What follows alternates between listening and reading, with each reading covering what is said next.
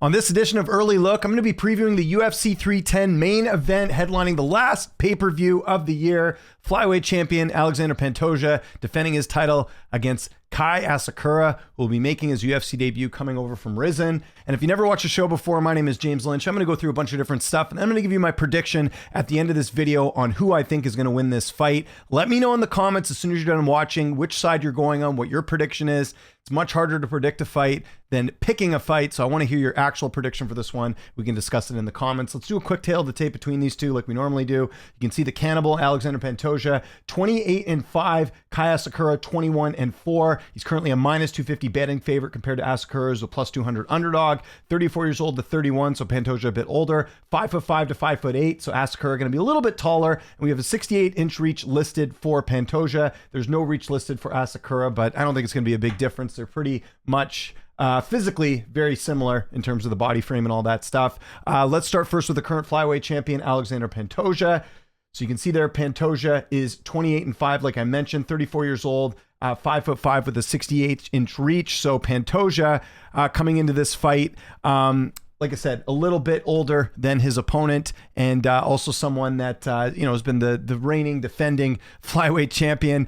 So he doesn't have any major advantages in this fight as far as like height and reach or anything like that. He trains out of American Top Team. He never had an amateur debut. He went straight to the pros in July of 2007. Made his UFC debut in January of 2017. He is 12-3 in the UFC. He's got 6 stoppage victories. Some notable wins include 3 wins over Brandon Moreno, Kai Kara France, Wilson Hayes, Manel Kopp, Brandon Royval, Alex Perez, and then actually has 2 wins over Brandon Royval, I should mention, and also defeated Steve Erceg as well. Some notable losses in his career include Dustin Ortiz. If we go through the list here, that was way back in 2018. Also lost to Davison Figueiredo and Askar Askarov, who at one point was ranked and no longer in the UFC as well.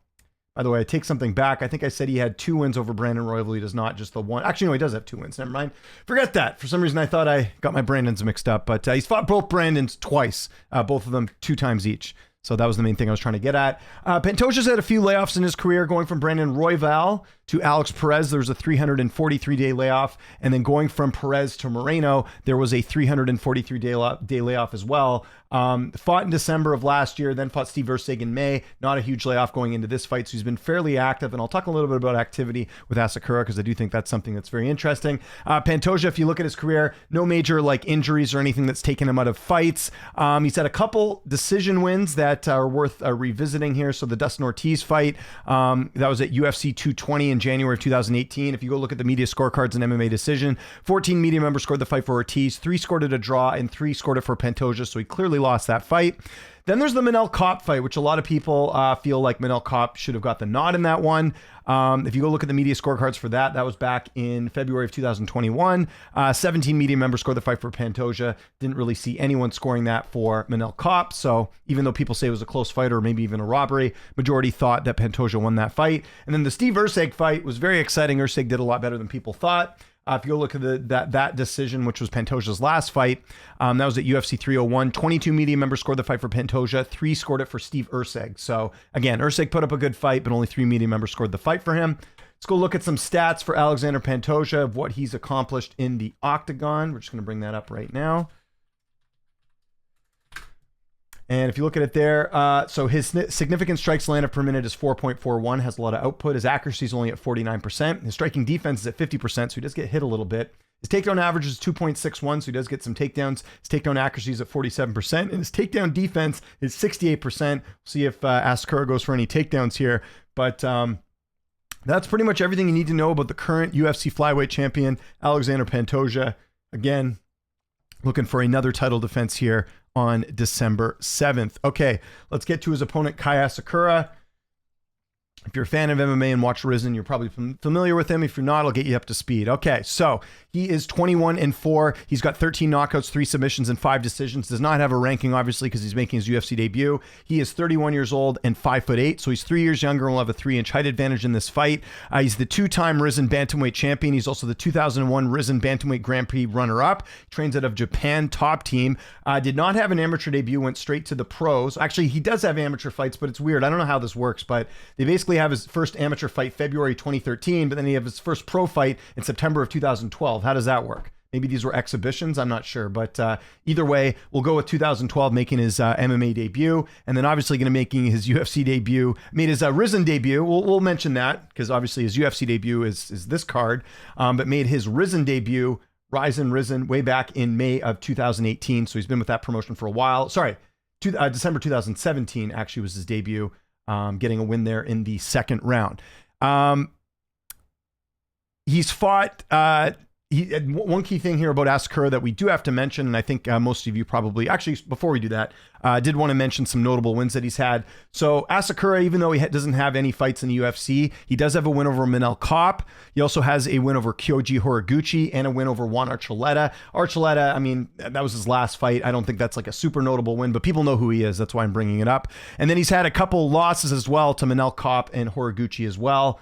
In Risen, but those are the only two losses he's had other than this guy here, Hiroshi Masa, back in 2021, lost the decision in that one. That was a couple years ago, though. But yeah, you look at it there, hasn't had that many fights. He's been fairly inactive throughout his last couple years.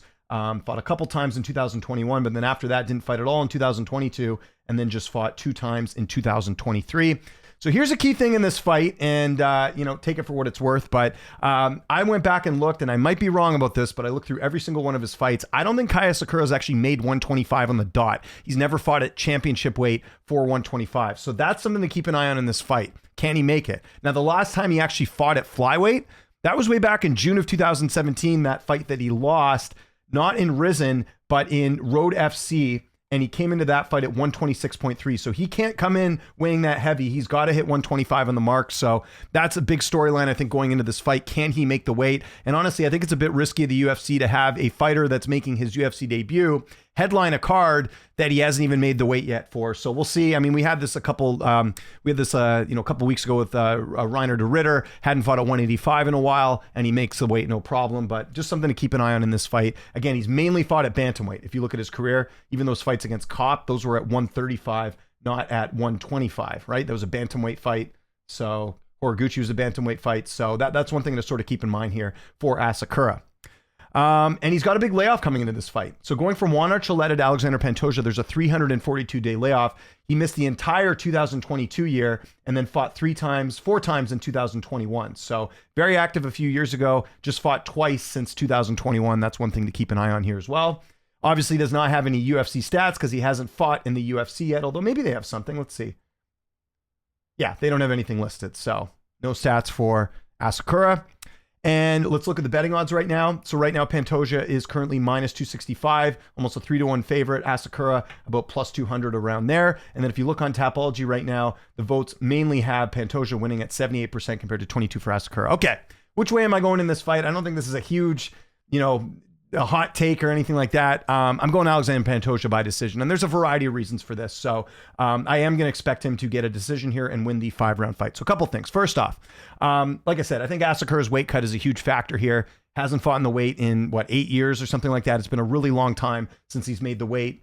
So that's a big factor here as well. 36% of Pantoja's wins are by decision. That's the exact same amount that he has by submission.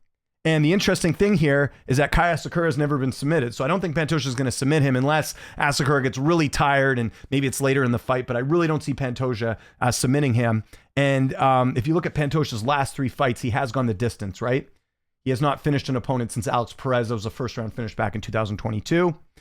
Pantoja has 8 wins by KO or TKO in 33 fights. That's not exactly a lot of knockouts. 8 wins by knockout in his career. That's the way that Asakura's lost his last couple fights, actually. If you look at it there, Horiguchi knocked him out and Manel Kape knocked him out. So that could be a factor too. Maybe Pantoja gets the win. But like I said, Pantoja's last knockout win, you have to go all the way back to Matt Schnell. And by the way, that's the same Matt Schnell who has, I believe, 5 losses by knockout.